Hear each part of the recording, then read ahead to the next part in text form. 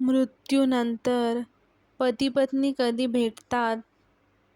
विविध धर्म, अध्यात्म आणि श्रद्धांनुसार मृत्यूनंतर पती-पत्नी कधी भेटतात याबद्दल वेगवेगळ्या संकल्पना आहेत. आध्यात्मिक विश्वास.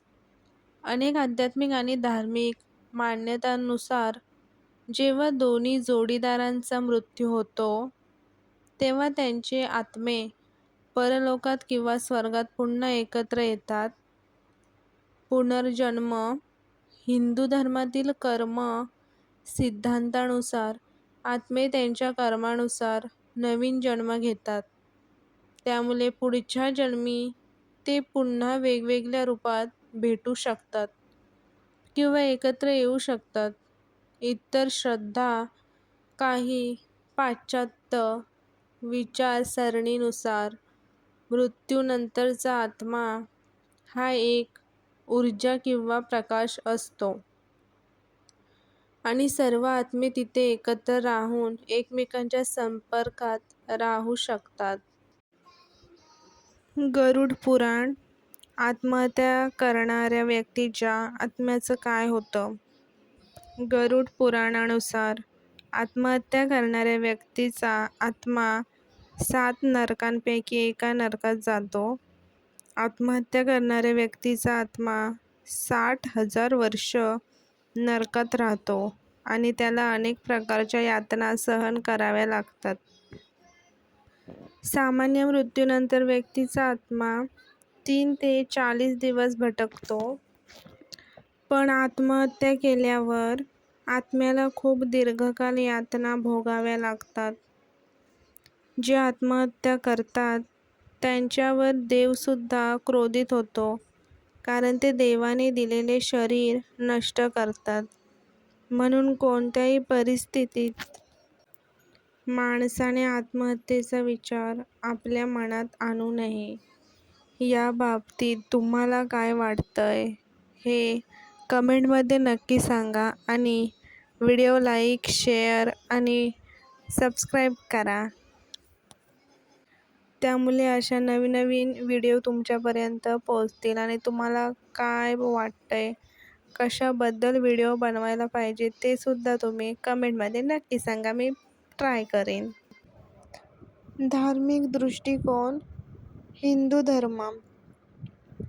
गरुड पुराण आणि अन्य ग्रंथांनुसार आत्महत्या हा एक अकाल मृत्यू, नैसर्गिक नसलेला मृत्यू मानला जातो. यामुळे त्या आत्म्याला मुक्ती किंवा सद्गती मिळत नाही आणि तो आत्मा भटकत राहतो. आत्म्याच्या शांतीसाठी विशिष्ट धार्मिक विधी, उदाहरणार्थ नारायण बळी किंवा त्रिपिंड करावे लागतात. ख्रिश्चन धर्म. आत्महत्येला जीवनाची हत्या मानले जाते. पारंपरिक शिकवणीनुसार हे कृत्य ईश्वराच्या योजनेच्या विरुद्ध आहे.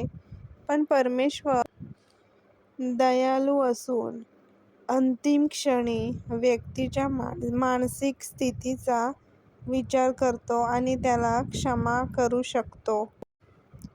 हिंदू धर्म आणि गरुड पुराण. मृत्यूनंतर आत्मा लगेच निघून जात नाही, तर तो 13 दिवसांपर्यंत आपल्या घराच्या आसपासच घुटमळत असतो. त्यानंतरच तो पुढील प्रवासाला निघतो. जीवित व्यक्तीचा आत्मा. आपण झोपलेले असताना आत्मा आपल्या शरीरातच राहतो, पण चेतनेची पातळी बदलते. भूत, प्रेत व अंधश्रद्धा. रात्रीच्या वेळेला, विशेषतः 12 वाजता, आत्मे किंवा वाईट शक्ती भटकतात, असा समज समाजात प्रचलित आहे. मात्र विज्ञान किंवा कोणत्याही अधिकृत धर्माने या वेळेला आत्म्याचे स्थान निश्चित केलेले नाही. समाजशास्त्रज्ञांच्या मते आत्महत्येचे प्रामुख्याने 4 प्रकार आहेत. पहिलं म्हणजे अहंकारी आत्महत्या. जेव्हा व्यक्ती, समाज, कुटुंब किंवा मित्रांपासून एकाकी पडते किंवा स्वतःला समाजापासून दूर करते. दुसरं म्हणजे परोपकारी आत्महत्या. जेव्हा व्यक्ती देशासाठी किंवा इतरांच्या भल्यासाठी स्वतःचा जीव स्वेच्छेने देते. तिसरं म्हणजे अराजकतावादी आत्महत्या. जेव्हा अचानक आलेल्या आर्थिक संकटांमुळे किंवा मोठ्या बदलांमुळे जीवनात अस्थिरता निर्माण होते. चौथं आहे नियतिवादी आत्महत्या. जेव्हा व्यक्तीवर एखाद्या संस्थेचे किंवा समाजाचे अति दबाव आणि जाचक नियम असतात. हे आहेत आत्महत्येचे प्रकार. कारणे. हे कृत्य सामान्यतः एखाद्या राजकीय धोरणाचा निषेध करण्यासाठी, धार्मिक कारणासाठी किंवा हौतात्म्य पत्करण्यासाठी केले जाते. कायद्यानुसार. भारतीय कायद्यानुसार आत्मदहन करणे किंवा आत्मदहनाचा प्रयत्न करणे हा एक गंभीर गुन्हा मानला जातो. धार्मिक आणि आध्यात्मिक संदर्भात हिंदू धर्म मृत्यूनंतर पार्थिवावर अंत्यसंस्कार म्हणून अग्नी देण्याच्या प्रक्रियेला दहन म्हणजे अंतिम संस्कार म्हणतात. मृत व्यक्तीचा आत्मा पंचतत्वात विलीन व्हावा आणि त्याला मुक्ती मिळावी यामागील मुख्य उद्देश असतो. अंत्यसंस्कार. अंतिम संस्कार. अंत्येष्टी म्हणजे एखाद्या व्यक्तीच्या मृत्यूनंतर त्यांच्या मृतदेहाची पार्थिवा शास्त्रोक्त पद्धतीने आणि सन्मानाने केलेली विल्हेवाट होय. हा एक औपचारिक विधी असतो जो वेगवेगळ्या संस्कृती, धर्म आणि परंपरेनुसार पार पाडला जातो. याचे मुख्य उद्देश आणि स्वरूप खालीलप्रमाणे आहे. धार्मिक व आध्यात्मिक मान्यता. मृत व्यक्तीला सन्मानाने निरोप देणे आणि त्याच्या आत्म्याच्या शांतीसाठी किंवा पुढील प्रवासासाठी प्रार्थना करणे. दहन किंवा दफन. मृतदेहाची विल्हेवाट लावण्याचे दोन मुख्य मार्ग आहेत. अग्नी देणे हिंदू, जैन, शीख इत्यादी धर्मात किंवा दफन करणे म्हणजेच मृतदेह जमिनीत पुरणे इस्लाम, ख्रिश्चन इत्यादी धर्मात. मानसिक आधार. हा विधी जिवंत राहिलेल्या आप्त स्वकीयांना कुटुंब आणि मित्रमंडळी एकत्र येऊन दुःख व्यक्त करण्याची आणि शोक सामायिक करण्याची संधी देतो, ज्यामुळे दुःख पचवण्यास व नवीन वास्तवाचा स्वीकार करण्यास मदत होते. अंथरुणात बसून जेवल्याने काय होते? यमराजांनी स्वतः सांगितले. प्रत्येक व्यक्तीने आपल्या दैनंदिन व्यवहारात पवित्रता, शिस्त आणि मर्यादेचे पालन नक्कीच केले पाहिजे. अशा प्रकारे यमराजांनी चित्रगुप्तांना माणसाचे आचार विचार, शुद्ध अशुद्ध, भोजन सवयी आणि जीवनाच्या नियमांशी संबंधित अत्यंत महत्त्वाचे ज्ञान दिले. या कथेतून आपण शिकतो. आत्म्याची प्रमुख वैशिष्ट्ये. पहिला आहे अविनाशी.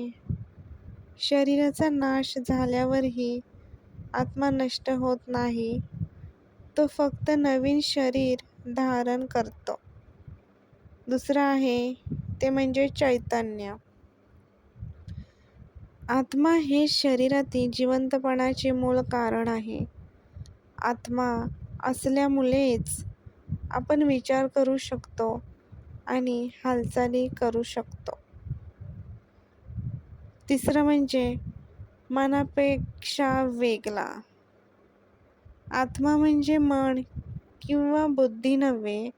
मन हे जड आहे, तर आत्मा सूक्ष्म आणि प्रकाशमय आहे. आत्म्याच्या अस्तित्वामुळेच मनाला आणि बुद्धीला ऊर्जा मिळते. आध्यात्मिक आणि धार्मिक श्रद्धा. अनेक धर्मांमध्ये, उदाहरणार्थ हिंदू, ख्रिश्चन, अशी मान्यता आहे की मृत्यूनंतरचा आत्मा अमर असतो. जर दोघांचे नाते आणि प्रेम पवित्र असेल तर परलोक किंवा स्वर्गात त्यांची नक्की भेट होते. स्वप्न आणि संकेत. अनेक लोकांचा असा विश्वास असतो की मरण पावलेला जोडीदार स्वप्नात किंवा काही सूक्ष्म संकेताद्वारे जिवंत असलेल्या जोडीदाराशी संपर्क साधू शकतो आणि भेटू शकतो. पुनर्जन्म. हिंदू धर्मानुसार जर कर्म आणि ऋणानुबंध असतील तर पती-पत्नीचा आत्मा पुढील जन्मात पुन्हा एकत्र येऊ शकतो. मेल्यानंतर आत्म्याचा प्रवास कसा होतो? मृत्यूनंतर काय घडते? त्याला कळत असते काय की आपण शरीर सोडले आहे? त्याला आपल्या माणसांची आठवण येते. त्यामुळे या व्हिडिओमध्ये आपण आत्म्याचा प्रवास कसा असतो, माणूस मरणाची चाहूल त्याला कशी लागते, अगोदरचं आणि माणूस मृत्यू झाल्यानंतरचा त्याचा प्रवास, स्वर्गात जाणार की नरकात जाणार ते आपण या व्हिडिओमध्ये पाहिले आहे. हा व्हिडिओ कसा वाटला हे कमेंटमध्ये नक्की सांगा आणि आपल्या चॅनलला लाईक, शेअर आणि फॉलो करा. सबस्क्राईब करायला विसरू नका.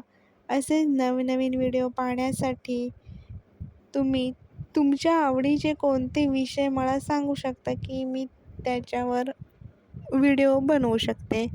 भेटूया नवीन व्हिडिओमध्ये. Bye bye.